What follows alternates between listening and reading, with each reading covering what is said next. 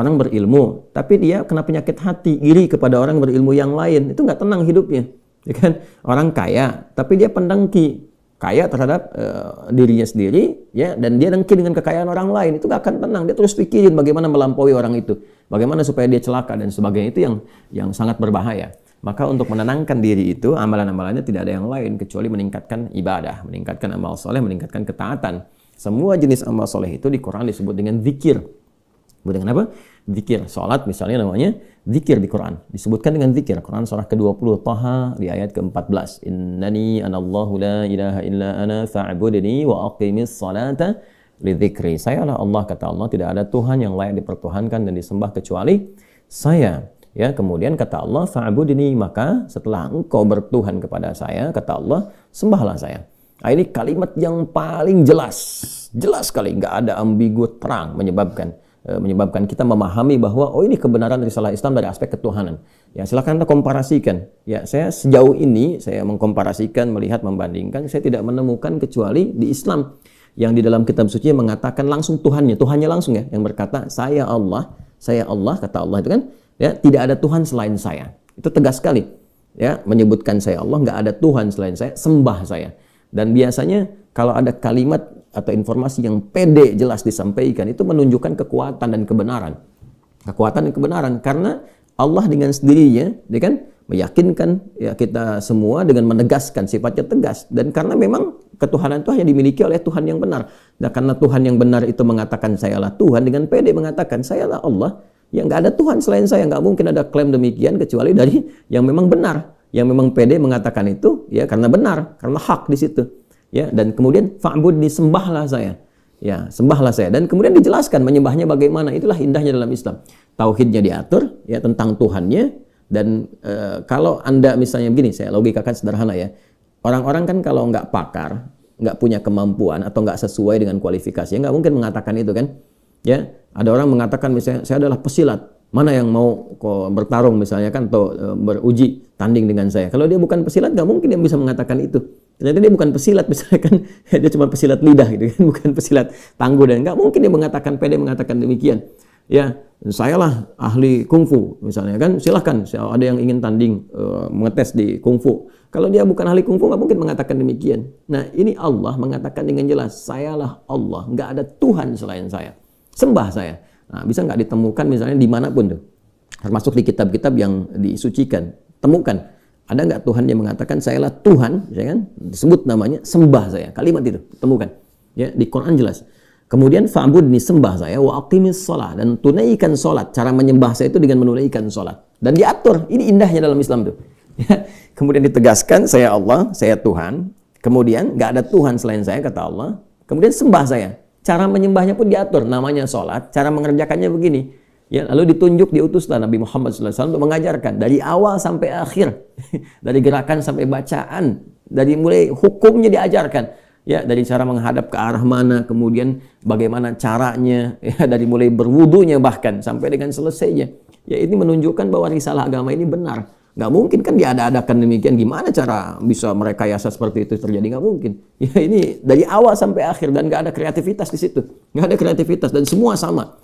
Ya, orang Arab demikian, yang bukan Arab demikian. Ya, jadi nggak ada ceritanya misalnya di Arab pakai bahasa Arab, di Indonesia pakai bahasa Indonesia. Ya, di Indonesia, di Sumatera pakai bahasa Sumatera misalnya, di Jawa pakai bahasa Jawa. Tidak.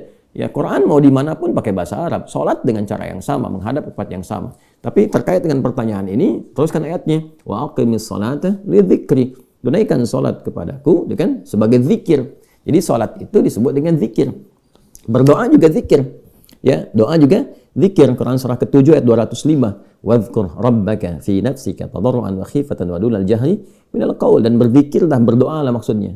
Zikir ini doa. Ya, berdoalah, mohon dengan sepenuh jiwamu, dengan ketenangan, gitu kan, mintakan kepada Allah dengan penuh ketenangan. Dan mohon dengan kekhusyuan, mohon dengan penuh harap supaya dikabulkan. Nah, silakan cek, bukankah saat berdoa itu ada ketenangan? Anda punya masalah, alih-alih Anda curhat di media sosial, gitu kan? Nah, kemudian Anda arahkan untuk berdoa dengan cara yang benar. Anda ke kiblat, wudu, minta dengan khusyuk. Bukankah saat berdoa tenang? Ya kan? Bukankah saat sholat itu Anda lebih tenang? Ya kan? Bukankah saat Anda baca Quran lebih tenang? Nah, baca Quran itu disebut dengan zikir karena Qurannya disebut zikir. Quran surah ke-15 ayat 9. Inna nahnu nazzalna dzikra wa inna lahu lahafizun. Kami telah turunkan Al-Quran sebagai zikir. Nah, Anda itu kalau baca Quran kan lebih tenang. Apalagi kadang terjadi begini, sedang punya masalah, terus kita buka mushaf random acak tuh dibuka begini, tiba-tiba ayatnya sesuai dengan masalah kita gitu. Nah, baru baca aja udah tenang keadaan jiwanya. Ya, udah menyebut nama Allah baru bismillahirrahmanirrahim, sudah tenang. Ya, Quran surah ke-8 ayat kedua, innamal mu'minuna alladzina idza dzukirallahu wajilat qulubuhum wa idza tuliyat 'alaihim ayatuhu zadatuhum imanan wa 'ala rabbihim yatawakkalun. Jadi orang beriman itu kalau disebutkan nama Allah ada getaran konfirmasi di jiwanya, dan kalau dibacakan kepada ayat-ayat Allah bertambah keimanan. Iman itu kan sumber ketenangan. Ya, makanya iman itu berasal dari kata al-aman. Ulaika lahumul amnu, kan?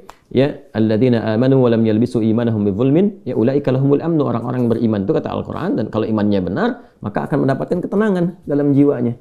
Nah, ini kalau dibacakan Quran ada ketenangan dalam diri kita. Kita dengar orang lain baca Quran aja udah tenang, apalagi kita baca sendiri, kan? Apalagi misalnya zikir. Ya, zikir. Pasca salat kita berzikir, kan amalannya disebut zikir, itu membuat kita tenang. Subhanallah, alhamdulillah, Allahumma antas salam, istighfar. Quran surah ke-4 An-Nisa ayat 103. Fa idza qadaytumus salata fadhkurullaha qiyaman wa qu'udan wa 'ala junubikum.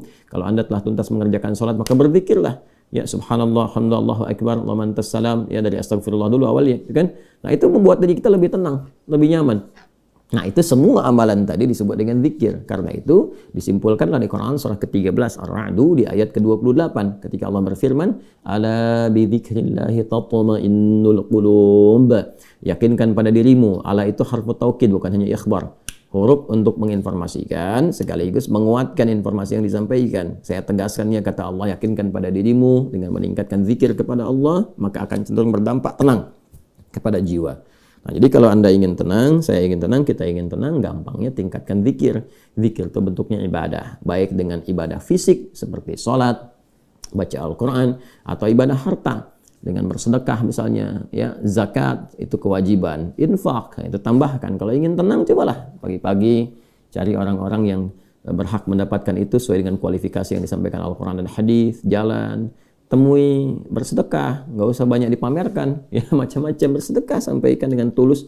Nanti Anda akan mendengar orang itu berkata, terima kasih Pak, semoga Bapak disehatkan, keluarga juga dilancarkan rezekinya, dijaga oleh Allah kemuliaannya. Oh, itu mahal sekali.